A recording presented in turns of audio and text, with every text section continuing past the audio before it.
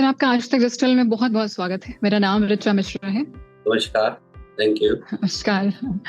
और आपकी फिल्म बहुत बड़े बड़े मुद्दे लेके आ रही है, the diary of West Bengal. इसके पहले भी आप राम जन्मभूमि लेके एक फिल्म आए थे, छोटी सी।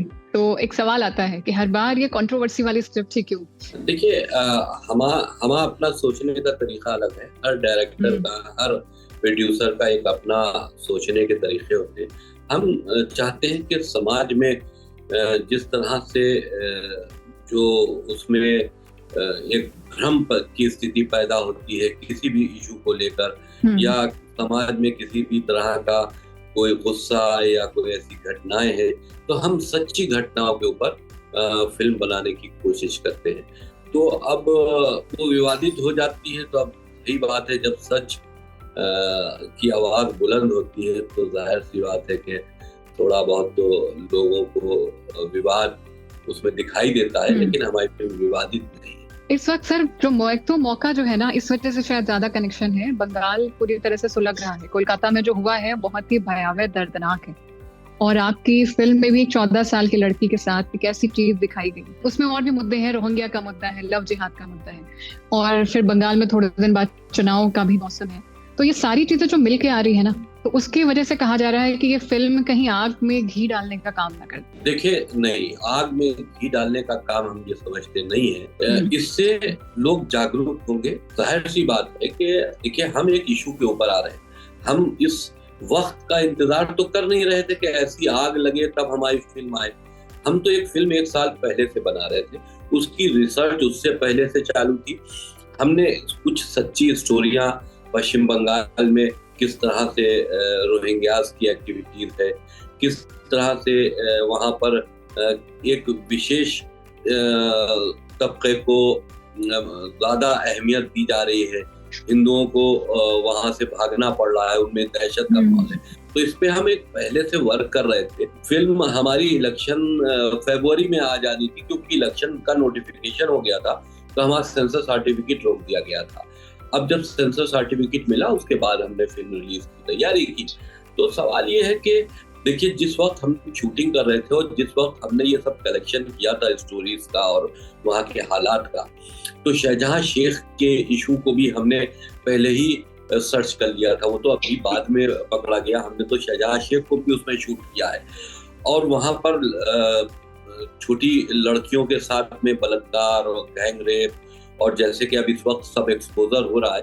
देखिए, पश्चिम बंगाल एक ऐसी जगह है जहां पर हम ये समझते हैं कि जो वहाँ हुकूमत है टीएमसी की, और ममता बनर्जी वहां पर जो रूल कर रही है, तो टीएमसी के गुंडों को इतनी उन्हीं ने ताकत दे रखी है कि वो कहीं पर भी कोई भी क्राइम करने से डरते नहीं है, जिसकी वजह से वहां पर क्राइम बढ़ रहा है।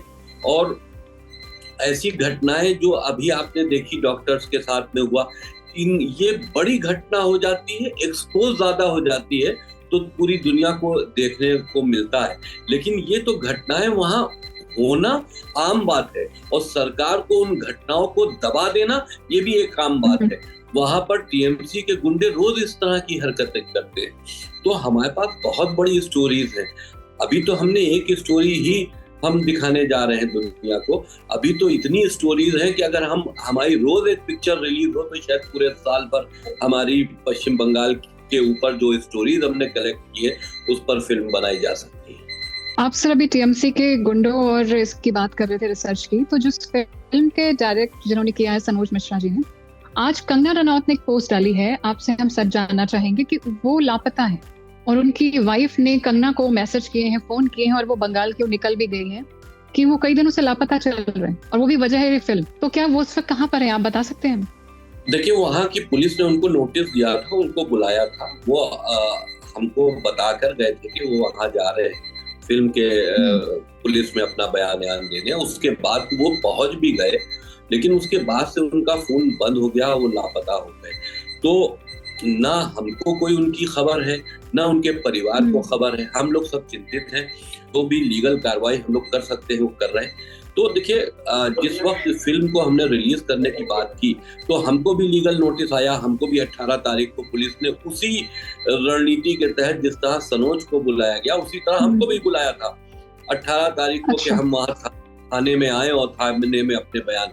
देखिए, एक अहम बात ये भी हो सकती है कि हम, क्योंकि हमारे ऊपर कट्टरपंथी आतंकी संगठन है, क्योंकि हमको मारने के कई इनाम डिक्लेयर कर चुकी हैं, मेरा गर्दन काटने के भी 5 करोड़ के इनाम तक हैं, तो हमको वहां पर बुलाकर और बयान के बहाने अरेस्ट किया जाता, और अरेस्ट, और जाहिर 100% अरेस्ट ही करती, क्योंकि उनको इस फिल्म की रिलीज को रोकना है। हमको अरेस्ट करके जेल भेजी जाती है, और फिर वहाँ टीएमसी के जो वहाँ गुंडे हैं वो हमारी हत्या की प्लानिंग करते। इसलिए ये वहाँ एक जो ये गेम है इनका बहुत पुराना है। लेकिन क्योंकि देखिए, हम एक ऐसे मुद्दे के ऊपर फिल्म हमने बनाई है जो पश्चिम बंगाल का तो है, लेकिन इससे इफेक्टेड पूरा भारत में रोहिंग्या जगह जगह फैल रहे हैं। वहां पर जहां जहां उनकी आबादियां बन रही है, तो वहां पर जहां जहां वो फैल रहे हैं वो एक जिहादी मूवमेंट के तहत फैल रहे हैं। हमारा किसी धर्म को लेकर या इस्लाम को लेकर कोई विरोध नहीं है, ना हमने फिल्म में इस तरह का दिखाया। हम सभी धर्मों का सम्मान करते हैं, लेकिन वो लोग जो कि देश की सुरक्षा के लिए खतरा है, वो रोहिंग्या जो कि आतंकी जिहादी मानसिकता को लेकर भारत में बस रहे हैं, तो पहले हम भारत की सुरक्षा से संबंधित अगर कोई इशू होगा तो हम उसका सपोर्ट करेंगे, ना कि हम किसी मजहब या धर्म का। तो हम किसी धर्म के खिलाफ नहीं है, ना किसी पॉलिटिकल पार्टी के खिलाफ है, लेकिन जो वहाँ हो रहा है वो दुनिया देख रही है, इसलिए हमको भी कहने में कोई एतराज नहीं। सर, अभी आपने बोला कि आपकी फिल्म में सारे धर्म का सम्मान है, सारी चीजें हैं। ये अभी 30 अगस्त को सामने आ जाएगा सच। जो लोग विरोध कर रहे हैं उनको भी जवाब मिल जाता है फिल्म से। ट्रेलर को देख के अक्सर बज़ ऐसा बन जाता है। लेकिन आपने जो धर्म की बात करी, एक सवाल आपके लिए भी हमने सोशल मीडिया पे सुना कि अगर आप सारे धर्मों का सम्मान करते हैं तो आप पहले इस्लाम को फॉलो करते थे, फिर आप हिंदू धर्म अपना लो। तो अगर ये एक तो वजह क्या थी वो आपसे जानना चाहेंगे कि ऐसे क्या वजह थी कि आपने हाल ही में थोड़े साल पहले ही ऐसा करा हुआ? देखिए, हम धर्मों का सम्मान करते हैं लेकिन आतंकी गतिविधियों का सम्मान नहीं करते। हम धर्म को मानते हैं कि जो लोग ईश्वर को मान रहे हैं, अल्लाह को मान रहे हैं, गॉड को मान रहे हैं, हम उनका सम्मान करते हैं। लेकिन अगर कोई आतंकी गतिविधियों में शामिल है और उसका फंडा और उसका नजरिया ये है कि सिर्फ वही अच्छा है और दूसरा धर्म खराब है, हमें उसकी हत्या कर देनी चाहिए, तो हमने, जब हम इस्लाम में थे तो हमने इस्लाम में आतंकी मानसिकता जो लोगों के जहनों में है, जो विदेश से हिंदुस्तान में आ रही है, हमने उसका विरोध किया था कि हर इंसान को जीने का इख्तियार है। इसलिए ये चीजें जहां जहां काफिरों कहकर और ये आतंकी लोग उनको मार देते हैं हिंदुओं को, मैंने उसका विरोध किया था। मैं मुसलमानों के खिलाफ नहीं हूँ, ना मुसलमानों जो आम मुसलमान है वो तो देश में हिंदुओं के साथ में मिल के रह रहा है। तो हम जो मिल के रह रहा है, जिनमें इंसानियत है, हम इंसानियत के फेवर की बात करते हैं, ना कि किसी धर्म विशेष को टारगेट करने की। जहां कोई बात होगी हमको कहनी पड़ेगी। तो पश्चिम बंगाल की जो है, ये हमने the diary of Paschim Bengal film बनाई है। इसमें भी हमने आतंकी गतिविधियां जो रोहिंग्यास की हो रही है, क्या वजह है कि बंगाल से हिंदू भाग रहा है, क्या वजह है कि बांग्लादेश से हिंदू भाग रहा है, क्या वजह है कि हिंदुओं के ऊपर क्यों जुल्म ज्यादती हो रही है, हिंदुओं की ही घटनाएं क्यों हो रही है। कभी टीएमसी का नाम आता है तो कभी जिहादियों का नाम आता है। तो सवाल इस बात का है कि आवाज जब उठेगी तो दूर तक जाएगी। अब आम मुसलमानों को इसको अपने ऊपर नहीं लेना चाहिए, जिनके अंदर इंसानियत है, ना हम उनके खिलाफ है, ना हम उनको टारगेट करें। लेकिन आपने एक शब्द इसका इस्तेमाल किया, आतंकी घटनाएं हुई, ऐसा वो लोग बिल्कुल हिंदू धर्म में भी हो सकते हैं, मुस्लिम धर्म में भी हो सकते हैं, और पहली बात तो शायद उनका किसी मजहब से वास्ता ही नहीं होता, ये सबसे बड़ा पॉइंट होता है वो, क्योंकि आप आतंकी होते हैं। नहीं, ये सोचना गलत है। आप बताओ कि पूरे देश में किस जगह हिंदू आतंकी मारा गया, या किस जगह हिंदुओं को ये कहा गया कि ये आतंकी एक्टिविटीज कर रहे हैं। तो अब जो भी मारे जाते हैं या जो मिशंस चल रहे हैं, वो मरने के बाद उनकी चिता तो नहीं बनती ना, कब्र ही बनती है। तो सवाल इस बात का है कि वो मजहब, आतंक को वो मजहब से जोड़कर है तो वो इस्लामिक, और वो कहते हैं कि हम इस्लाम से जुड़े हैं, हम इस्लामिक संगठने हैं, लेकिन वो कर कुछ रहे हैं इंसानियत। तो कोई मजहब इंसानियत के विपरीत तो नहीं जा सकता ना। तो वो क्या आपके लिए तो क्या आपके लिए इस्लाम में रह के जो आवाज आप अभी उठा रहे हैं, आपको लगा कि ये मुश्किल हो रहा है इसलिए आपने ये रास्ता चुना? भाई जब मैंने मतलब सही गलत कह पाना, जब मैंने इस्लाम में उन बातों को टारगेट किया कि भाई ये चीजें इस्लाम में नहीं होनी चाहिए, आप किसी के साथ जुल्म ज़्यादती या काफिर कह के उनकी हत्या करने के लिए आप किसी को उस्का नहीं सकते हो। और तब हम वहाँ जो इस्लामिक मुल्ला थे वो हमारे ऊपर अग्रेसिव हो गए और वो नहीं चाहते कि इस्लाम में किसी तरह की कोई बात चीज पैदा हो, तो इसलिए उन्होंने हमारे खिलाफ फतवे, हमको इस्लाम से निकालना की बात शुरू कर दी। तो जब इस तरह की बातें सामने आ गई तो फिर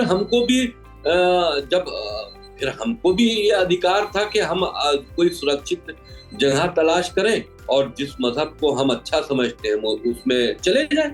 तो हम सनातन धर्म में आ गए। आपका वक्फ बोर्ड के साथ भी कनेक्शन रहा है, राजनीति भी आपने काफी करीब से देखी है, तो क्या वहाँ पर भी ये मजहब की राजनीति होती है और वोट बैंक के लिए सारे लोग करते हैं, ये चीजें आप मानते हैं कि अंदर तक घुस चुकी है राजनीति में ये मजहब की राजनीति? देखिए, मैं क्योंकि 4 बार वक्फ बोर्ड का अध्यक्ष रहा हूँ पिछले 12 सालों में और 2 बार मैंने राज्य मंत्री का दर्जा भी होल्ड किया है, तो हम क्योंकि मुल्लाओं की राजनीति जो मजहब में होती है वो ज्यादातर संचालित वक्फ से ही होती है, तो इसलिए हम मुल्लाओं की राजनीति से अच्छी तरह वाकिफ हैं। हमने कई मदरसों को भी बंद कराया जहाँ के हमको खबर मिली कि ये शिक्षा अच्छी नहीं दे रहे, तो हमने उनको भी उनके खिलाफ भी एक्शन लिया, कार्रवाई की।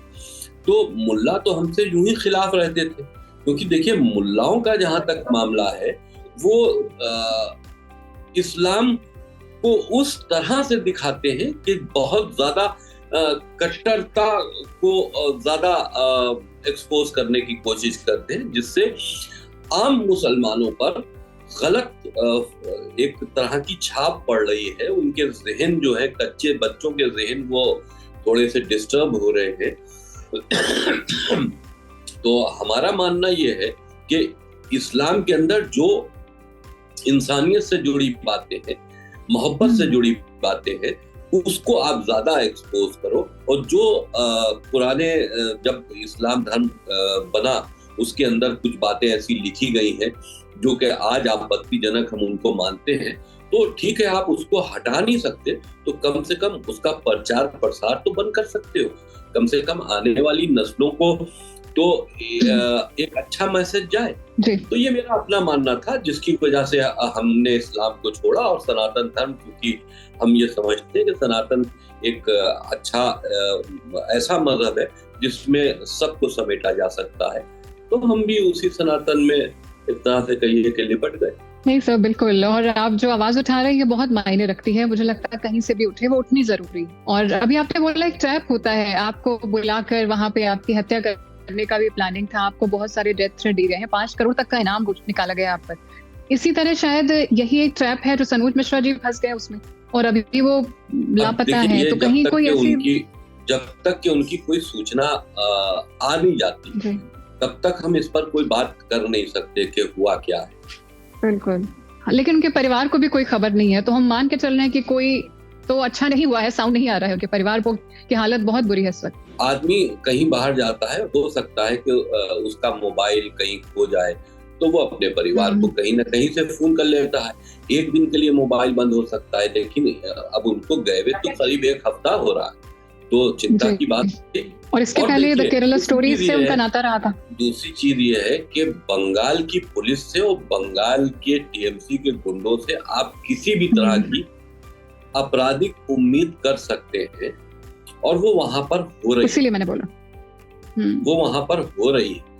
तो हमारी film diary of West Bengal Bengal की उस मजलूम लड़की की कहानी है जिसको बहुत दबाने की कोशिश की गई, जो बांग्लादेश से भारत आई थी इस उम्मीद के साथ में कि वो यहाँ की हुकूमत से मिलेगी, हुकूमत से मिलकर अब जो उसके साथ में वहाँ हिंदू फैमिली उसकी थी अनिल चंद की, उसके साथ में जो जुल्म ज़्यादती हुई थी, जो गैंग रेप हुए, उसके बाद उसके लिए यहाँ ह्यूमन राइट्स से हुकूमत से मदद मांगेगी और वो चीज़ों को एक्सपोज करेगी कि बांग्लादेश में हिंदुओं के साथ में जो कट्टरपंथी जमाते हैं वो क्या कर रही हैं। लेकिन वो खुद जो थी वो रोहिंग्या की जो वहाँ पर एक्टिविटीज है उसमें फंस गई। वहाँ पर रोहिंग्यास किस तरह से फर्जी आईडीज बनवा लेते हैं, सहूलियत देती है गवर्नमेंट उनको, और उनको एक फर्जी पहचान पत्र दे देती है। तो रोहिंग्यास की जो बढ़ती हुई आबादी है, तो जब वो वहां पर पश्चिम बंगाल में बढ़ रही है, तो जाहिर सी बात है जब ऐसी कट्टरता वाली आबादियां, मुसलमानों से किसी को परेशानी नहीं है, लेकिन जब ऐसी आतंकी ज़हनियत की आबादियां बसने लगेगी, तो हर इंसान को जो उसमें गैर मजहब का, जो गैर मुसलमान है, उसको अपनी परिवार की, अपनी सुरक्षा की सबसे बड़ी फिक्र हो जाती है। तो जब आसपास उन कट्टरपंथियों की आबादियां बस रही है, जो इलीगल तरीके से घुसपैठ करके पश्चिम बंगाल में आ रहे हैं और पूरे देश में फैल रहे हैं, मूवमेंट कर रहे हैं, तो फिर जाहिर सी बात है कि जो आसपास के हिंदू हैं वो आबादियां छोड़कर भाग रहे हैं। तो हिंदुओं को वहां से भागने की पश्चिम बंगाल से जरूरत क्या पड़ रही है? क्या एक्टिविटीज हैं, क्या सरकारी सहूलियतें उनको वोट बैंक समझकर दी जा रही हैं? देखिए, वो वोट बैंक वो किसी सियासी पार्टी का जरूर हो सकते हैं, लेकिन वो देश के लिए खतरा है। वो घुसपैठिए हैं, पूरे देश में जगह जगह वो पश्चिम बंगाल के आधार कार्ड लेकर रोहिंग्यास पकड़े जा रहे हैं, उनकी तमाम खबरें आ रही हैं। तो आप सोचो कि पश्चिम बंगाल की जो मौजूदा ममता बनर्जी की हुकूमत है, तो वो पूरे बंगाल में सत्ता पर काबिज रहने के लिए पूरे भारत को खतरे में नहीं डाल सकती। अभी तो आप जो बता रहे हैं वो तो बहुत ही मजलूम सी लड़की थी। अभी जो केस आया है वो तो एक डॉक्टर का केस, और वो पढ़ी लिखी थी, वो हॉस्पिटल में थी, और जो अस्पताल से ज्यादा सुरक्षित जगह नहीं होती कोई। अब लड़कियों को क्या, हर किसी को डर लग रहा है हर राज्य में कि अस्पताल कैसे जाएंगे। मतलब एक सुरक्षा का मुद्दा आ गया है अब। ये ममता बनर्जी खुद एक महिला है, सूबे की मुख्यमंत्री है। उनके प्रदेश में लड़कियों के साथ में आए दिन बलात्कार, महिलाओं के साथ में उनका उत्पीड़न, ये सारी चीजें जो हो रही हैं, अफसोस की बात यह है कि महिला होने के नाते वो उसको कंट्रोल करने के बजाय जो टीएमसी के गुंडे ये सब चीजें कर रहे हैं, उनको शेल्टर दे रही है। तो ये बहुत शर्म की बात है खुद ममता बनर्जी के लिए कि उनको ऐसा नहीं करना चाहिए। जो मुद्दा ला रही है बहुत बड़ा, लेकिन आप बताइए क्या इससे कोलकाता में रिलीज होने देंगे वो? कहीं पश्चिम बंगाल में पूरे से रिलीज होने की नौबत आएगी? देखिए, मैं समझता हूँ कि सेंसर बोर्ड ने हमारी फिल्म को पास किया है। सारे साक्ष्य जो फिल्मों में हमने दिखाए, जो फिल्म में हमने दिखाए हैं, वो हमको सेंसर बोर्ड में दिखाने पड़े। हम एक सच्ची कहानी को लेकर आ रहे हैं, एक देश की उस समस्या का पर्दाफाश कर रहे हैं जो पूरे भारत के लिए खतरा है, खुद पश्चिम बंगाल के लिए भी खतरा है। तो ममता बनर्जी को फिल्मी प्लेटफॉर्म को नहीं रोकना चाहिए। अब क्योंकि मुस्लिम्स उनके ऊपर दबाव जरूर डालेंगे, जो वहां पर कट्टरपंथी संगठनें हैं जिनके वो कंट्रोल में है, वो उन पर जरूर दबाव डालेंगे कि वो एक्सपोज ना होने पाए, लेकिन उनको उस दबाव में नहीं आना चाहिए। हम जब आग खुल जाए तब सवेरा।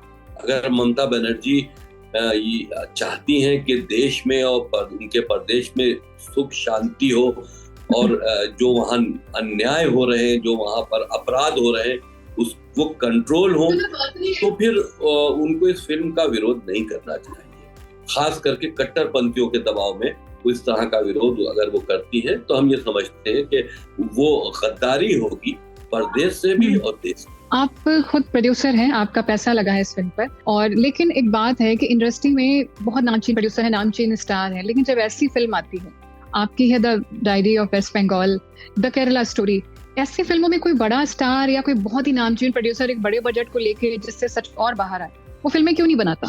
क्या वो डरते हैं ममता बनर्जी से, या वो डरते हैं केरला स्टोरी जैसी फिल्मों से? देखिए, ममता बनर्जी की हुकूमत में पश्चिम बंगाल के ऊपर फिल्म बनाना ये बहुत मुश्किल काम, क्योंकि सब डरते हैं उनसे। आपकी मीडिया तक वहां पर उनकी मर्जी के, आप बाहर से जो भी आप दिखाओ तो ठीक है, लेकिन वहां पर उनके कंट्रोल के बाहर मीडिया तक नहीं। मीडिया को भी वो कैप्चर करने की कोशिश करती है। सियासी पार्टियों को वहां पर जो और दूसरी सियासी पार्टियां हैं उनके साथ भी जुल्म ज़्यादती, उनके ऊपर भी वो उनका एक पूरी तरह से लगाम लगी हुई है। तो एक तरह से हिटलर शाही की सरकार वहां पर चल रही है। तो लेकिन बड़े बड़े स्टार उनके इवेंट्स में तो जाते हैं और ममता दीदी बहुत अच्छे से दिखाई देती हैं। अब देखिए, अब जो जाता है वो बड़े लोग हैं, बड़े स्टार हैं, और हमारी जैसी फिल्म को वो करते भी नहीं जिस तरह का। देखिए, इंटरटेनमेंट के लिए फिल्म बनना, और बड़े बड़े स्टार, उनका प्रोफेशन यही है, उनको उससे बड़े करोड़ों रुपया हासिल होता है, तो वो एंटरटेनमेंट की फिल्में बनती हैं। लेकिन हमने एक दुख भरी लड़की की दर्द भरी कहानी दिखाने की कोशिश की है। तो लेकिन आपको नुकसान का खौफ नहीं है कि अगर ये फिल्म पर इतनी मुसीबत लाई गई तो फिल्म कई बार क्या है, लोग देखना भी चाहें लेकिन उन्हें थ्रेट दिए जाएंगे तो वो देखने नहीं जा पाएंगे, तो इसका नुकसान फिल्म को होगा, इस बात का डर नहीं लगता आपको? हम ये समझते हैं कि भारत में सनातन धर्म के खास करके लोग अब इतना नहीं डरते कि उनको थ्रेट दी जाए वो फिल्म देखने ना जाए।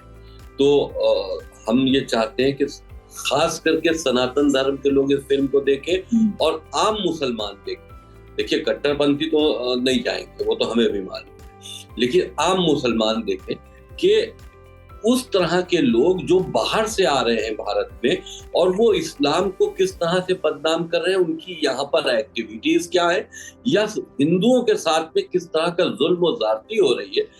अगर मजलूम का आप साथ नहीं दे सकते तो कम से कम उसके दर्द में शरीक तो आप हो सकते हो ना। तो हर हिंदुस्तानी को इस फिल्म को देखकर एक मजलूम की कहानी में शरीक होना चाहिए। ये उनका एक इंसानी जज्बा भी होना चाहिए उनमें, और एक उनका इंसानी फर्ज भी होना चाहिए कि वो कम से कम शरीक हो।